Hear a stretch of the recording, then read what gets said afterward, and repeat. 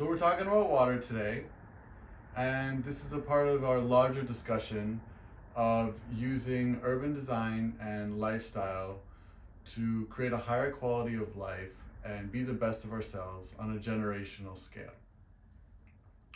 And we're starting with this concept of health to be implemented throughout our lifestyle choices and ultimately throughout our urban design choices. And the first couple topics we're going over is food, which we went over yesterday, and then today we're doing water, and then the next day we're going to be doing movement.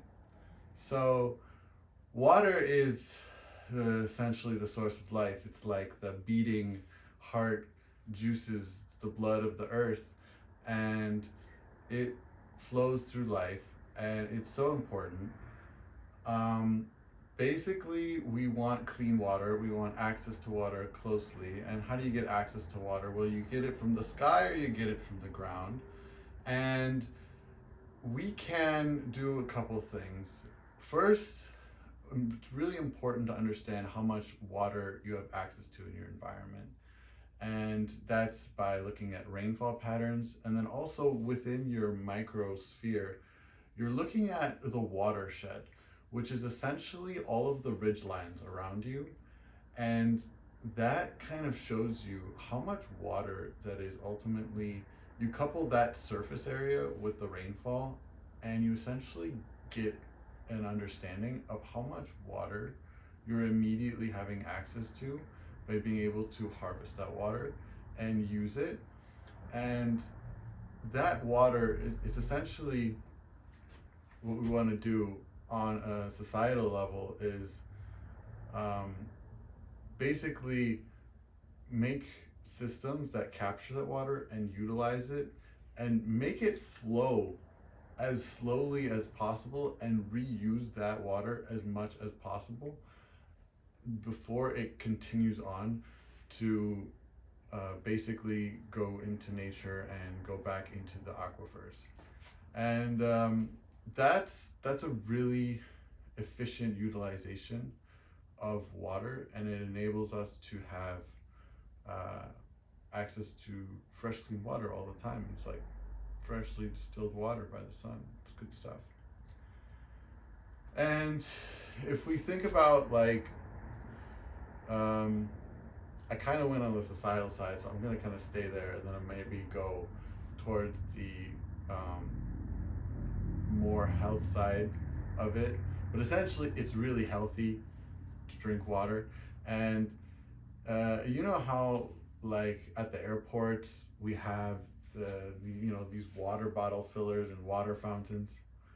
Those really should be just like a standard everywhere. Like, people staying hydrated is one of the most important and key things to being healthy. And it actually can prevent you from overeating, because half the time you're thirsty, you think you're hungry, and then you go eat, and then you go drink when you eat, and you were really just thirsty. But water is so just having that accessible all the time, and just as a lifestyle choice of carrying a water bottle with you, I myself and many other people everywhere, when they have access to water right next to them, they find themselves drinking more often. Just the more access you have to something in general, the more you're going to utilize it, because at the end of the day, we are beings of convenience. And if we're going to just walk even 5 steps to go drink some water versus like just picking it up on our desk or wherever we are, it literally will make a difference. It's sad how much it makes a difference, actually. So that is drinking water, but really the water flowing through the society is really important. And we can essentially, like I was saying, reuse that water where you can often have gray water go into irrigation systems. And essentially, yeah, that's it's today's a little bit more simple. I feel like I have more to say about water, but my main takeaways here are stay hydrated, and we need access to stay hydrated. We need to collect our rainwater and have an understanding of how much we are getting. And we can potentially even recycle water indefinitely, um, like as just like a failsafe. Like imagine it's like, okay, we should there's this discussion that I've heard about where it's like, well, if you just harvest all the rainwater, then none of it's gonna go back to the aquifers, and then you're like destroying the environment. That's an interesting point, and I feel like there's a balance to have there where we can have storages of water and recycle them for certain uses, while at the same time, not just taking everything. But ultimately, like, if you think about it, as we use it and then we like clean it, or which you can do with plants and different bacterias and stuff, it doesn't, you can literally use plants to clean water. It's really great. Anyone that has a fish tank with plants will know that it stays clean because of the plants. But basically, that water eventually is going back into the environment. Our goal is to slow the water in our agricultural systems, and also in just in our capturing systems. We're just like, oh, it rained, I'm gonna just put you over here for a second, we're gonna use you over time, and then we're gonna trickle that out. And especially in dry areas, that can make a huge difference. Whereas basically you can get a rush of water and then it becomes really dry, like everything's green and then everything's just really dry. And so if we can just capture some of that water and then trickle it out over time, you can actually create an abundance of greenery and life, and make tree canopies that keep the whole area cooler. And applying water to our agricultural system is actually really the most key thing. These water principles, because it kind of self-perpetuates itself. As you grow trees and more plants and you have more surface area, one, that's more dew, which is the water that collects on the leaves in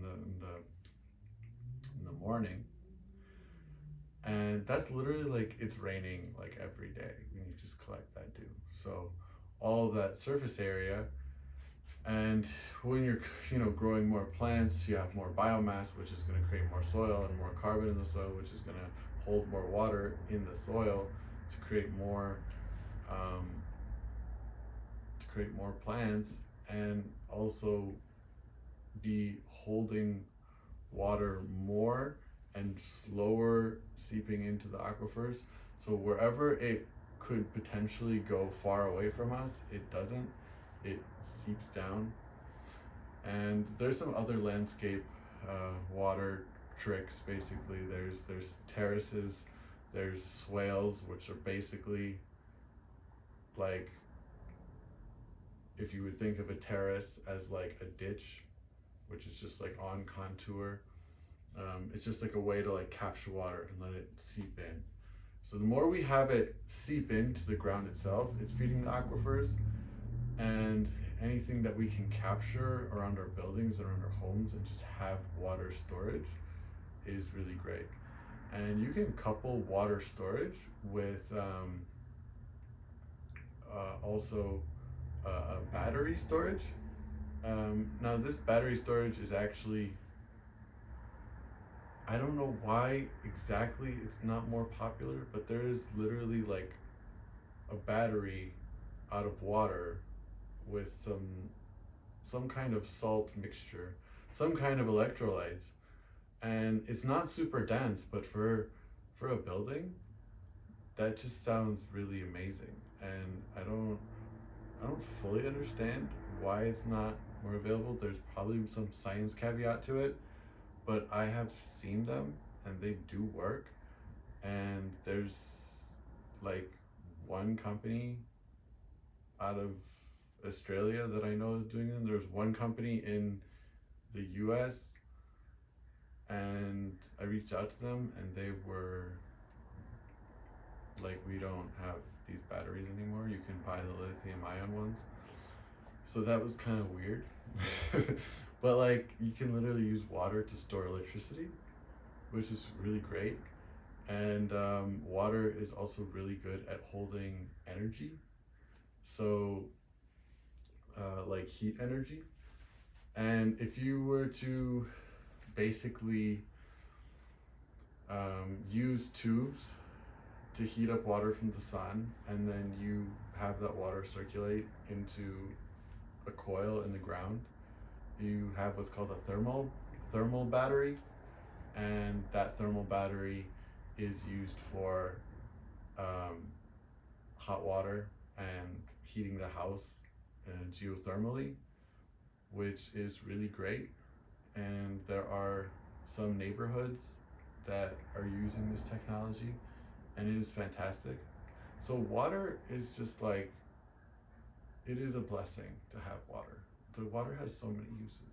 It is so cool. So heating homes, hydrating ourselves, producing our food, we can capture it, we can store energy, we should have it abundantly around everywhere to have people have access to it very regularly. And also just have swimming pools. I personally think the natural pond method is the best. Now there are iffies about public use on those and how clean they really are, but if you think about a lake, it's basically that. I guess it's just large enough to not be weird. So if you want to think about that for a second. But essentially, that's just because a natural swimming pond is basically just a pond where you have half the surface area of the pond be plants on shallow water, and you have like little bubbles going around, and it just cycles the water, and that literally just cleans the water with the plants like a fish tank. It's really great. But basically, water is one of the best things to exercise in. So if we just have different, pockets of swimming ponds, we can exercise in them. They're also really great, like in the hot tub. We can have hot tubs, and they just relax the whole body, relax the muscles, help regenerate.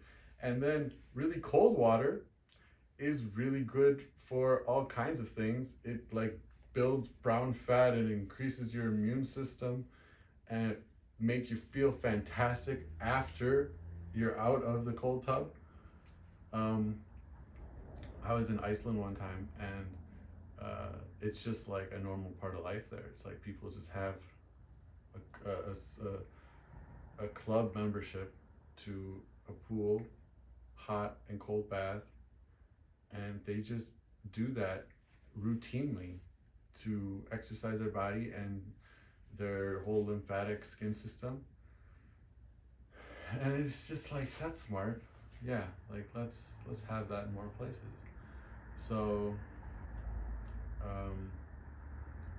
using water for exercise, again with the swimming, there's no impact, so you're moving your entire body, your whole cardiovascular system, and you are not impacting your body at all. And then you can increase your lung capacity, obviously, by going underwater and doing dives, and it just it's a really fun and playful way to exercise, I find. So access to swimming pools, waters, drinking water, um, and then using it to grow food, heater hose. Those are just, let's say, the surface. There's still more about water, but we'll stop there. See you next time.